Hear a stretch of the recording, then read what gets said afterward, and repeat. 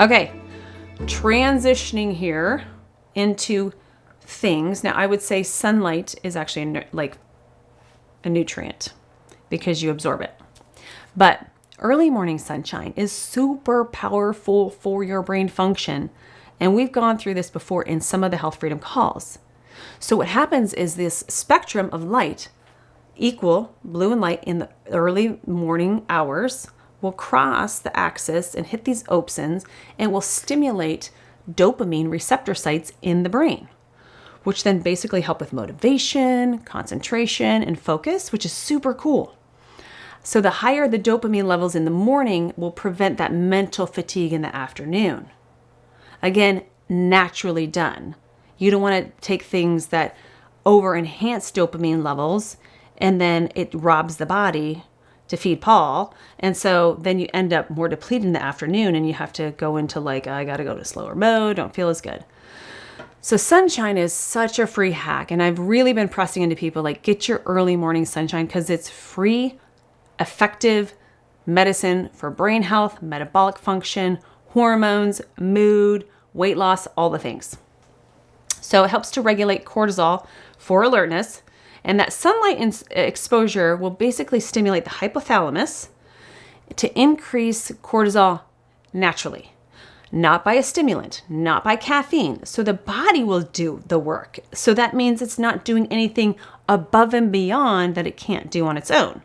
So it will boost that wakefulness, which then will also help onset melatonin so that when you want to go to bed at night, which gets activated, like scientifically activated with evening hours, so sunset, it will activate it. So it gets basically released in the morning and it activates in the evening. So the sunrise, sunset, super critical for that brain function and keeping that cognitive decline at bay and all the other things that go along with it. I mean, it's such a beautiful thing and it's for free. We always think we have to buy stuff or get the cool gadget or get the red light or get the grounding pad or get the PEMF mat. When I'm like, go outside, get some early morning sunshine, feet on the ground, and do some breath work. That's like 3 therapies you kind of have. Well, besides the breath work you can't buy, you have to do it yourself. But therapies that you can buy expensive equipment, but yet you can get it for free by just adjusting your schedule or focusing in on getting it in. So, how does it improve mood? It will reduce midday serotonin spikes.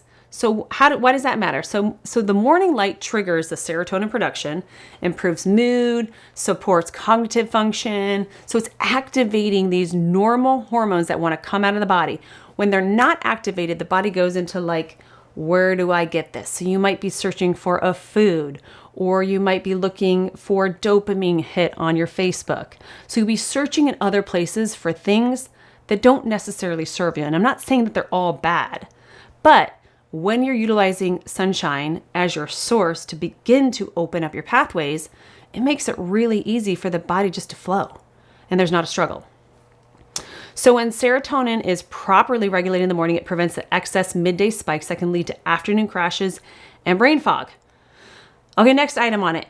Enhances melatonin production. We talked about that a little bit earlier, but that early morning sunlight triggers that melatonin and it activates it and then triggers it in the evening, especially when you get that sunset exposure. So that creates deeper sleep, restorative sleep, calmer, more relaxed moods, especially in the evening, instead of this hyper vigilant or overstimulated or overexhausted, which can also cause sleep issues, which leads to cognitive decline. So 10 to 20 minutes in the morning, and you can do that within 30 to 60 minutes of waking up. So you trigger the body to do that action. And I know some of us, we're getting up, we're going to work, and it's dark out. So how do we do that?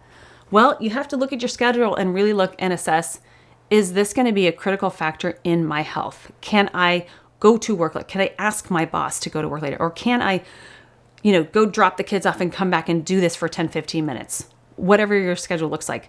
I would pay some attention. I would sit down and pay attention to your schedule and assess if you can do it, and not if, you can do it.